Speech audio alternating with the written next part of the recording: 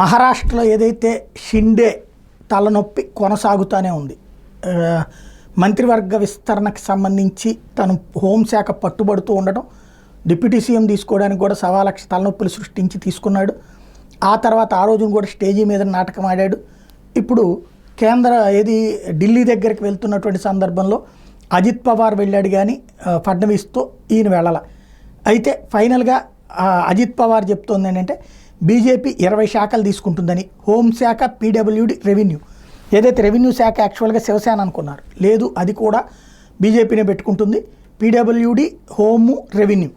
అదే సమయంలో శివసేన ఏదైతే షిండే వర్గానికి అర్బన్ డెవలప్మెంట్, పట్టణాభివృద్ధి శాఖ ఇచ్చేటట్టు, ఎన్సీపీ 10 శాఖలు, ఫైనాన్స్ కూడా వాళ్ళకే అన్నటువంటి మాట వినబడుతోంది. ఓవరాల్గా మరి ఈయన గనక రాను అంటే షిండే కాదు కూడదు అనుకుంటే మంత్రివర్గం తీసుకోకపోతే ఏంటి అన్నటువంటిది చూడాల్సి ఉంది.